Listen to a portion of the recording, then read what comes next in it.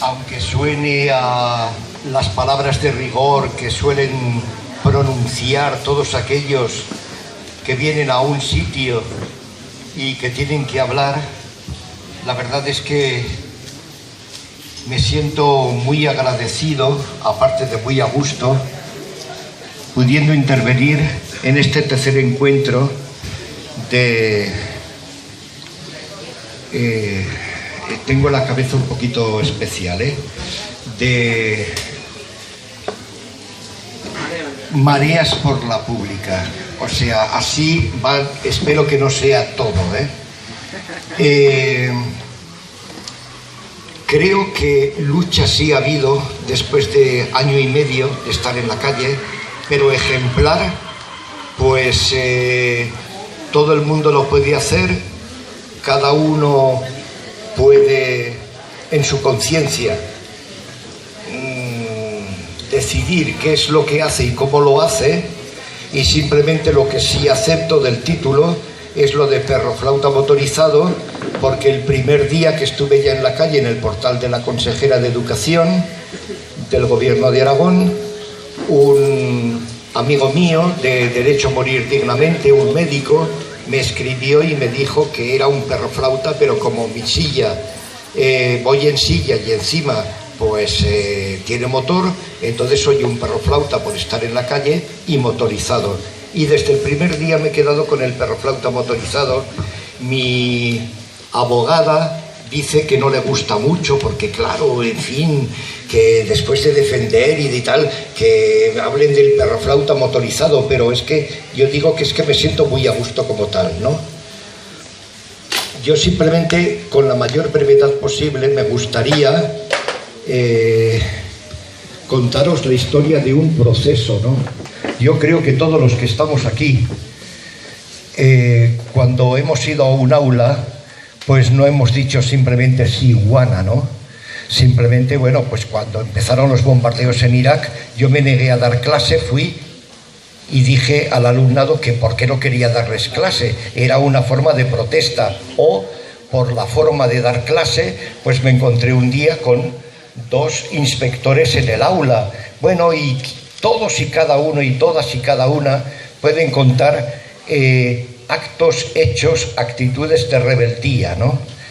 Bueno, yo simplemente dentro de mi proceso, pues desde mi época joven de militancia en partidos y en sindicatos hasta hoy, pues he intentado implicarme, ¿no? Sobre todo a raíz de la jubilación o de que me jubilaran por enfermedad. Yo me sentía muy mal en casa, sobre todo observando la cantidad de estragos y de recortes que estaba perpetrando el gobierno popular, ¿no? Por otra parte, como miembro de ATAC, llevo la comunicación interna de ATAC España, la verdad es que eso siempre remueve, no puedes simplemente estar diciendo y después teorizando para nada, tienes que ver a qué lleva esa teoría, ¿no? Cayó a través de un amigo mío que lleva ATAC Televisión un libro de Jan Ziegler, es el vicepresidente de Derechos Humanos de la ONU. Cayó en mis manos un libro que es Destrucción Masiva, Geopolítica del Hambre, está editado en Península, que me llamó mucho la atención porque la conclusión a la que llevaba ese libro y lo que recomendaba Jan Ziegler era, me quedé estupefacto, un vicepresidente de la Comisión de Derechos Humanos de la ONU, ocupar masivamente los bancos, nacionalizarlos y confiscar las arrogantes riquezas robadas por los especuladores financieros. No era una cuestión de quejarse, no era una cuestión de leer libros, no era una cuestión de hablar y decir qué tal, qué mal iba el mundo. Era una cuestión sobre todo de decir, vale, si realmente te parece mal, ¿por qué no ocupas bancos? ¿O por qué no haces nada? Permitidme una frasecita de Jan Ziegler que dice, en un orden mundial criminal y caníbal, donde los especuladores financieros deciden de forma legal quién va a morir de hambre y quién no. De hecho, la crisis tiene unos culpables y responsables que hay que denunciar, auditar y juzgar ante un tribunal similar al de Nuremberg. De ahí que en un momento determinado, es una cosa que sí que me sigue asombrando, se hablara tanto de la auditoría de la deuda y de la deuda ilegítima, y es un tema que ha desaparecido. Me he quedado estupefacto. Hay una deuda que en gran parte es ilegítima. ¿Qué hacemos con ello? Entonces, con una serie de personas a las que yo conocía, va a salir muchas veces el nombre de Marisol, una amiga, apareció un día, daba también por las tardes clase en la CAI, Caja de Ahorros de la Inmaculada, clase de filosofía a gente que quería venir, ¿no? Entonces apareció como ella y con el tiempo nos hicimos muy amigos, ¿no? Decidimos que cada jueves, semanalmente, ocupáramos bancos. Yo recuerdo el primer día, ¿no? Éramos unos 6, 7. ¿Qué queríamos? Pues eso, denunciar la deuda ilegítima, los paraísos fiscales, que por qué no decían que no había dinero para unas cosas cuando en realidad nos estaban esquilmando gran parte de lo que estaba ocurriendo. Y entonces recuerdo el primer día fuimos al Santander de Zaragoza, un super palacio increíble. Después nos metimos en el BBVA. Después nos quedamos tan contentos. Otro día, pues, Ibercaja, que es la caja de ahorros por antonomasia. Otro, la CAI. Otro día, Barclays. El hombre se cabreó un montón. Recuerdo el de Barclays, era un chulapo, pero bueno, allí estuvimos, ¿no? Incluso la delegación de Hacienda, ¿no? Estuvimos un día, íbamos con carteles, no pronunciábamos ni palabra y nos quedábamos allí, ¿no? Como anécdota, fui con mi hija, tiene 25 años, 26, y alguna persona más al Banco de España. Tiene unas escalinatas de mármol muy bonitas y por lo tanto yo con mi silla no puedo. Pero había un elevador que dije que se podía subir. Y me ayudaron los guardias civiles a subir y tal, después de mucho esfuerzo. ¿Cuál sería su sorpresa cuando estaban allí? Por fin hemos llegado todos contentos y cataplum, sacamos los carteles, ¿no? Bien, esto duró durante 4 o 5 meses. Fuimos a alguna oficina del INEM, pero no era todo lo que queríamos, éramos siempre los mismos, y por otra parte los efectos no eran muy extensivos, además de que empezaron a cortocircuitar estos hechos y estas noticias cualquier medio de información. Entonces, a renglón seguido, las mismas personas con algunas otras decidimos ir a la Plaza de España, es la plaza central de Zaragoza, en un sitio que han hecho nuevo, moderno, que se llama Puerta Cinegia, y así como existe las Madres de la Plaza de Mayo, pues hacer de la Plaza de España un sitio que acudiera a la gente con sus carteles, reivindicando lo que quisieran: vivienda, educación, sanidad, pensiones, lo que ellos quisieran. Y bueno, durante un buen tiempo, cerca de un año, estuvimos allí, nos reuníamos cerca de 30, 35 personas y pasaba muchísima gente, nos veían, algunos, casi todos nos animaban, otros nos contaban su vida y lo mala que era su vida y tal, y otros pues nos increpaban, pero eso estaba dentro de lo que podía ser. Sin embargo, dentro de mi proceso y de mi evolución, eso tampoco me satisfacía demasiado. Empecé a informarme bien sobre lo que era la desobediencia civil, sobre lo que era la resistencia pacífica, sobre lo que era la no violencia, sobre quién habían sido Thoreau, o Mandela, o Luther King, o Gandhi, ¿qué habían conseguido y por qué?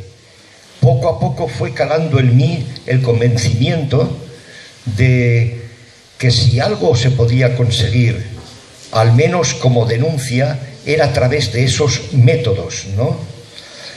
Y me fui preguntando también, ya me lo había preguntado hace mucho tiempo, ¿por qué, por ejemplo, durante la Segunda República y durante cualquier movimiento revolucionario, lo primero que se hace es construir escuelas?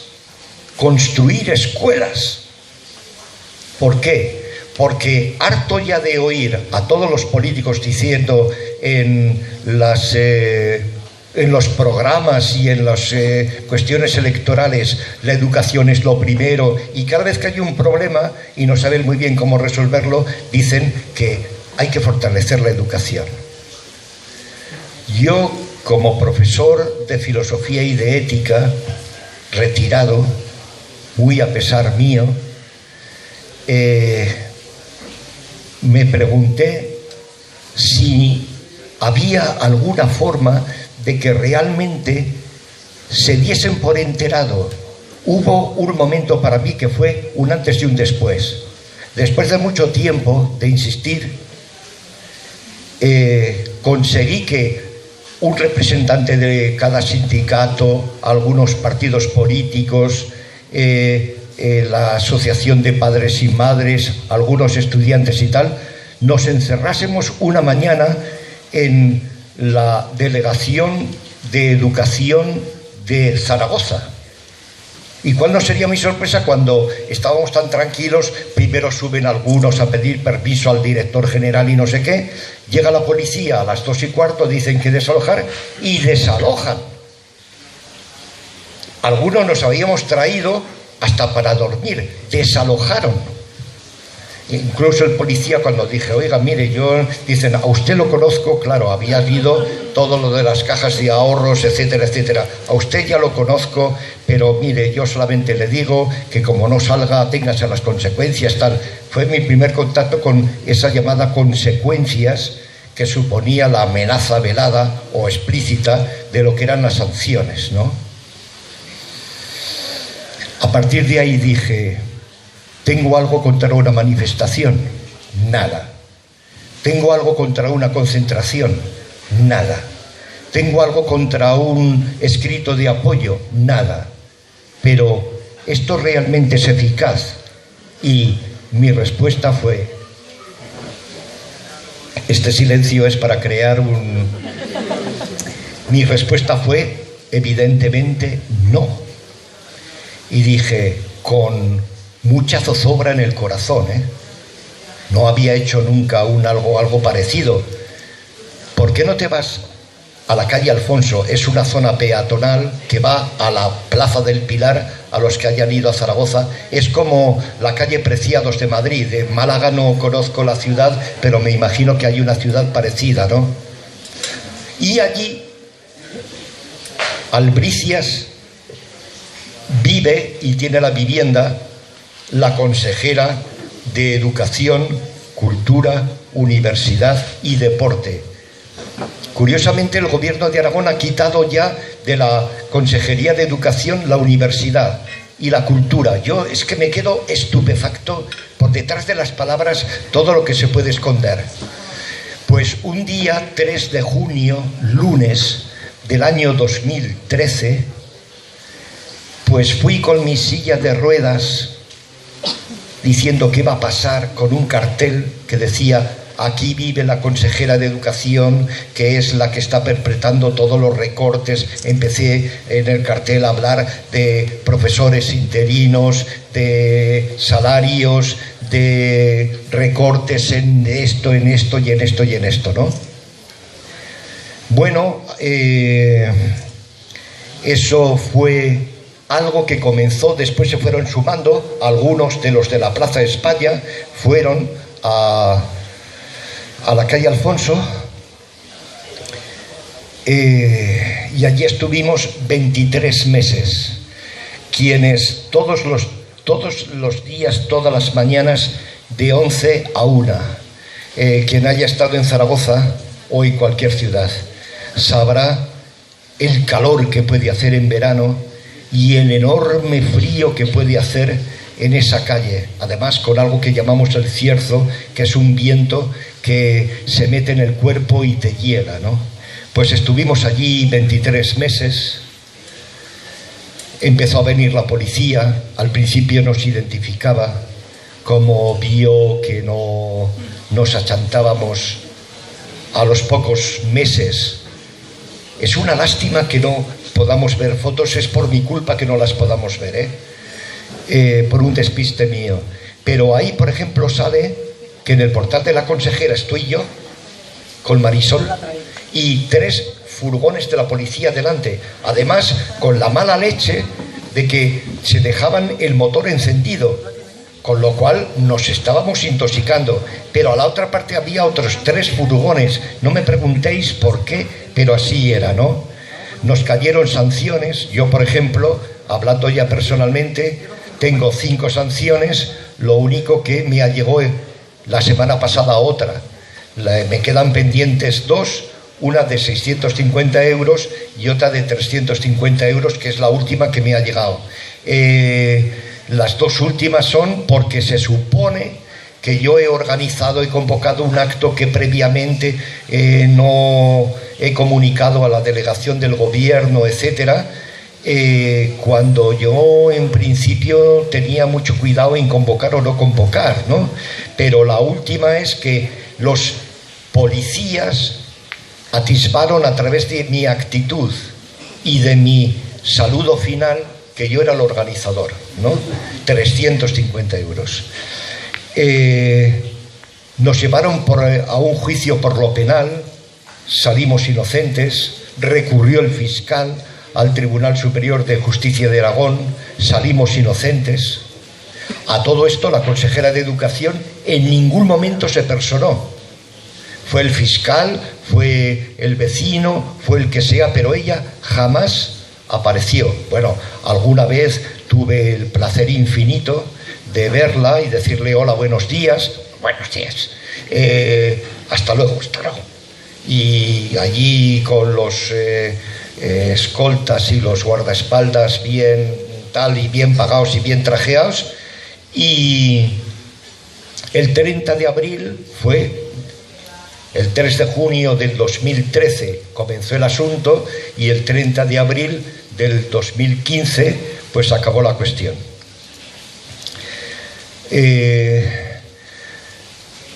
Lo volvería a hacer simplemente como vivencias que os quiero transmitir. Yo percibí la desnudez, estás allí y permaneces desnudo, con un cartel a merced de lo que puedan decir, como un mendigo. De hecho, hasta me ya han llegado a querer dar 5 euros porque pensaban que yo estaba pidiendo con mi cartel, ¿no? Algunos hasta 10 céntimos y tal, ¿no? Algunos me han pedido también dónde estaba el sitio de la ONCE para cobrar, o si yo tenía los boletos de la ONCE. Eso es cuando me han confundido con algo. Otros, que no me han confundido con ningún vendedor, pues han increpado, han levantado la mano, han dicho viva Franco, arriba España, y yo digo, a ver si no me pega. Y como estos ha habido unos cuantos. Después, como estaba reclamando escuela pública y laica, lo de laica les traía, claro, estaba cerca del Pilar, además, irían a mí, no lo sé muy bien, ¿no? Pero que esto de laica y que esto es antirreligioso, y una vez y otra vez decías que no y tal, pero al mismo tiempo manteniendo una postura firme, ¿no? Había gente que animaba, no poca, y sobre todo había mucha indiferencia desfilando. A las 12 del mediodía, desde el Pilar, se escucha por una megafonía ultrasónica un cántico religioso que es el Bendita y Alabada, y nosotros cantábamos desde hace 2 años el canto a la libertad, que aquí hemos cantado también mientras comíamos. Pues habrá un día en que todos, a levantar la vista, veremos una tierra que ponga libertad, ¿no? Lo cantábamos 4 veces porque estaba cronometrado, que si lo cantábamos 4 veces, ahí es donde acababa el bendita y alabada. El último mes o los 2 últimos meses cantábamos antes de irnos a casa con la de la canción de Triste y Sola de la Tuna, también la hemos cantado aquí. Triste y solo se queda el portal, triste y sola se nos queda la Serrat. La consejera se llamaba Serrat. Laica y pública es la escuela que queremos que se entere el Partido Popular. Y nos íbamos tan contentos, ¿no? Ha habido mucha gente, os lo aseguro, centenares y centenares de gente que se han acercado. Quiero resaltar a muchas personas, en especial a Marisol, a la que he nombrado, a Marga. Marga es una mujer que se gana la vida limpiando casas, salvo los martes y los jueves. Pues ha sido rarísimo el día que no ha estado en el portal con nosotros, de 11 a 1. Hay otra que está aquí, se llama Susana, que desde el último año pues ha venido, no sé si eran los martes, desde Huesca, hiciera frío, hiciera calor, con su patinete, a estar con nosotros. Eso es de un mérito enorme, pero enorme. Y hasta Israel, que está aquí grabando, y esto se llama ruidos dentro del proceso de comunicación. Es decir, yo estoy hablando, no me estáis haciendo ni puta ni puñetero caso, porque el hombre está aquí grabando y eso, ¿no? Ya lo sabéis por dando clase que los ruidos son contraproducentes. Bueno, más o menos estos son los 23 meses de perroflauta motorizado en el portal de la consejera. Repito, lo volvería a hacer. Estoy acabando,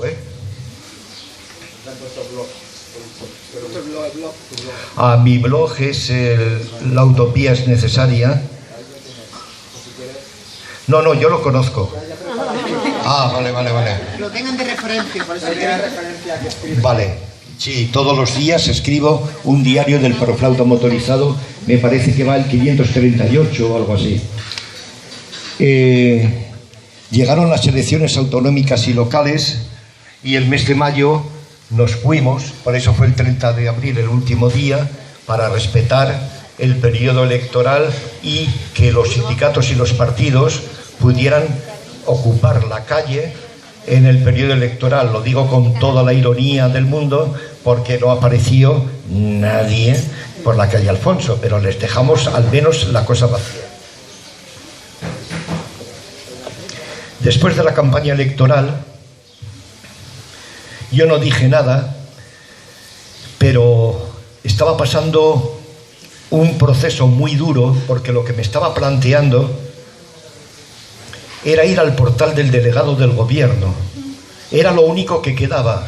No había gobierno de Aragón, estaba dimitido por las elecciones, y solamente quedaba el delegado del gobierno, y además aquel que era el representante máximo del gobierno del Partido Popular y de Rajoy, que había machacado a base de recortes la educación, la sanidad, etcétera, etcétera, etcétera, todos los derechos y libertades de la ciudadanía, ¿no? Por fin decidí un 1 de junio, no lo voy a leer porque iba a ser demasiado prolijo, pero el día anterior escribí por qué y para qué iba. Y el 1 de junio me planté en el portal del delegado. El martes mismo leo un poquito de mi blog, Dice: a las 12:45 un furgón de la Policía Nacional ha estacionado en las inmediaciones del que ha descendido 2 policías. Uno de ellos, tras dar los buenos días, ha preguntado: ¿qué es lo que hay por aquí, caballero? Exacto, me llamó caballero. Esto no es un caballo, pero me llamó caballero. A lo que he respondido mostrando el cartel: no tiene usted más que leer. Entonces pensó, fue el primer paso que dieron, ¿no? Bueno, señor, ¿sabe usted? Me enteré por fin allí, a través de ese policía, de la policía judicial, que había interpuesto 3 querellas el delegado del gobierno de España en Aragón, 3 querellas contra mí, ¿no? Y que por lo tanto que me atuviera las consecuencias. Me quedé lelo. Pero el lunes 8 de junio escribí, porque me temía lo peor: he preparado paquetitos que he metido en la mochila de mi silla de ruedas. Contienen las dosis de pastillas que debo tomar por la mañana, al mediodía y la noche. En total 26 pastillas diarias, más un parche diario de nitroglicerina, es lo que me toca. Y otras medicinas más de urgencia por si las cosas se ponen mal, la sublingual, etc. Seguramente no ocurrirá, pero lo he pensado por si las moscas. Tengo que pasar 12, 24, 72 horas en el calabozo. Me lo estaba temiendo. Al día siguiente, un coche de la policía desciende y 2 agentes me piden el cartel. Le digo que el cartel es mío y que no se lo doy. En todo caso, que lo fotografíen. Y es que el fiscal, estaban preparando un dossier enorme que ya he visto, pues el fiscal quería también fotocopia o fotografía o el mismo cartel, ¿no? Al día siguiente me viene otro policía de paisano, muy bien vestido, y me dice: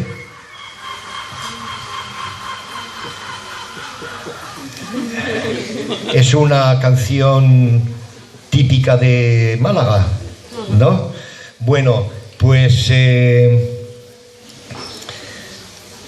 me dice este policía que como no quiere armar un teatro y detenerme allí, que si, como tengo que declarar a las 12, que si puedo coger un taxi, ir a la Jefatura Superior de Policía. Y allí estaba detenido, con mi abogada, pues primero presté declaración durante bastante tiempo y después la policía científica, la que sale en las películas, pero de otra manera, porque mi silla no cabe casi en ningún local de los que tenía la policía científica por allí. Pues me hicieron toda la ficha policial y al cabo del tiempo pues me fui. Por la mañana al volver me encontré con otra sanción. En el portal estoy haciéndolo muy brevemente, ¿no? Y por la tarde me llamaron para decir que al día siguiente tenía que ir al juzgado de guardia número 2 a declarar. Fui y allí, una vez declarando ante la fiscal o el fiscal, la juez y mi abogada, pues se me comunicó que, lo leo: prohibir a Antonio Aramayón Alonso, soy yo, acercarse a la persona de Gustavo Alcalde Sánchez, su domicilio y lugar de trabajo, así como de cualquier otro en que se halle en un radio de 200 metros. La presente medida tendrá duración hasta la finalización de la presente instrucción. Ofíciese a la Guardia Civil, así como a la Policía Local y Policía Judicial, para el efectivo cumplimiento de esta medida. Entré en crisis, creo que no lo sabe ni siquiera Susana, Entré en crisis porque la pregunta era: ¿vuelvo mañana al portal del delegado? Ya tenía antecedentes penales y entonces ya me avisaron que la pena era de 1 a 2 años de prisión. La ventaja es que ya no tienes que comprar ni preocuparte de cocinar. La desventaja es que son muchas las desventajas. Y al final, pues con mi mente dividida y mi corazón dividido, pues decidí acatar la orden de alejamiento de 200 metros y en esas estoy en estos momentos, tras buscar el punto 201 metros, se puede calcular, pero hacía tal calor, encima caía el sol tan bueno, pues que no lo pude hacer. Y entonces simplemente no puedo visitar todo el centro, o prácticamente todo el centro de Zaragoza, con el alejamiento de los 200 metros y... Ajá, qué bien, eso es una iniciativa encomiable. Pues que creo que simplemente no sé cuánto me queda de vida, pero mientras me queden fuerzas y energías, voy a seguir denunciando los recortes en todos los derechos y libertades y reivindicando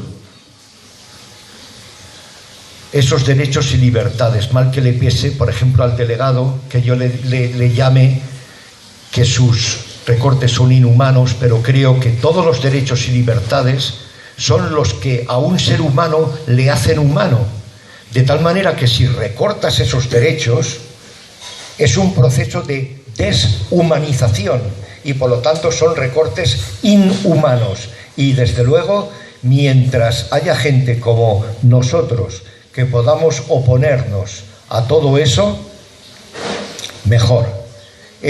Solamente acabo con unas preguntas, las formulo. ¿Qué es realmente efectivo para reivindicar y denunciar? ¿En qué momento la autoridad se muestra concernida y afectada? Yo propugno incondicionalmente la no violencia. ¿Es efectiva la desobediencia civil? ¿Hasta qué punto estamos dispuestos a arriesgar y comprometer nuestras vidas en esa lucha? Entre comillas, no se dan aún las condiciones idóneas. ¿Es eso solo un lúcido diagnóstico o quizá una excusa? Para dar marcha a una revolución interna y externa, además de no violenta, se necesita miles o cientos de miles de personas de inicio, o más bien toda esa gente precisa de unas cuantas personas que se pongan en marcha. Y por último, si no es para mostrar la utopía, si no es para defender y fomentar activa y directamente los derechos humanos y las libertades cívicas, ¿para qué entonces los partidos de izquierda y los sindicatos de clase? Yo quisiera, porque he descrito hechos, pero quisiera de alguna manera ofreceros una reflexión. Si no os parece mal, me gustaría acabar con un vídeo. Están hablando y por lo tanto no me hacen caso. Con un vídeo que dura 10